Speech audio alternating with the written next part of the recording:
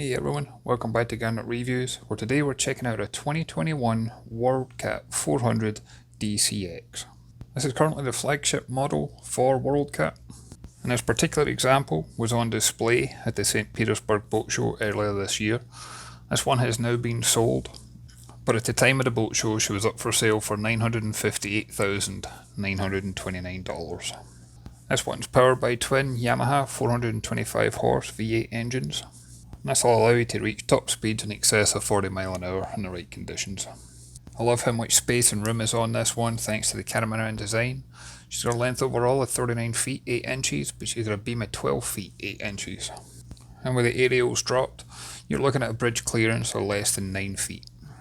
And as we step into the aft cockpit, on the starboard quarter, that's where you're going to find the grilling station. And under that hatch in front of the grilling station is where you would find the generator. And there's a hatch on the other side too, and you can also equip this with the Seakeeper if you want to as well. And you can see as we face aft, on the aft deck there's an extended swim and dive platform, and that includes rails that you can hold on to for coming in and out the water. And then in the port quarter we've got a 25-gallon live well, and this has also got cooler with chiller plates. And I also like the fact this one's got a port side door, especially if you are into serious offshore fishing.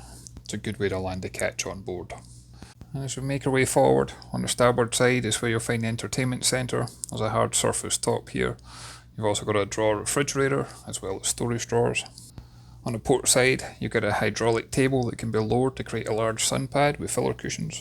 And overhead, I love the hard top that's on this one. Gives you plenty of shade and protection when you want it, but it's got a large sliding screen that you can open if you want that sun and ventilation. And then on starboard side is where you'll find the helm, and this one's exceptionally well equipped, including joystick control. She's got twin 17-inch Garmin multifunction display. This includes track plotter, radar, sonar, and it's also hooked up so that it's connected to the autopilot, and the Garmin VHF has got AIS integration as well. Moving across to the port side, for a centre console, I wasn't expecting to find that this one's actually got a stateroom. And this has got accommodation for two. As with the rest of the boat, there's a ton of storage options down here, and as well as being able to use this as a cabin, it's also a great place for storage. As you can see here, it's got a bunch of infill cushions, and you can put canopy covers, things like that in here as well.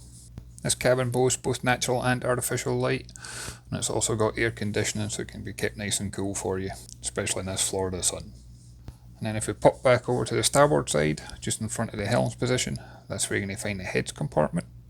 And I like the fact that in this heads compartment, they've actually got a separate shower from the toilet and sink.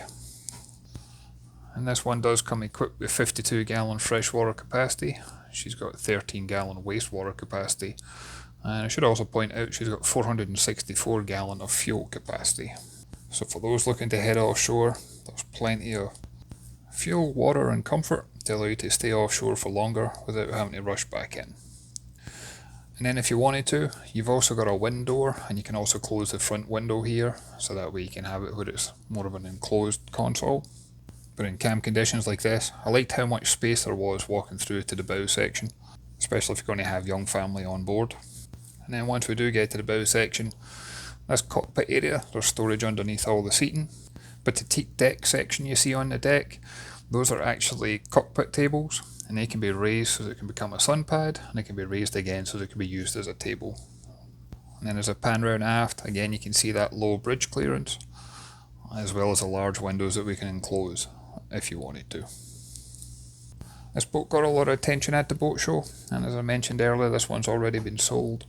And it's easy to see why. This one can be used for so many different reasons. If you're looking for a fast cruiser, if you're looking for offshore fishing, if you're looking for diving, if you're looking for a combination of all the above, this is the one for you.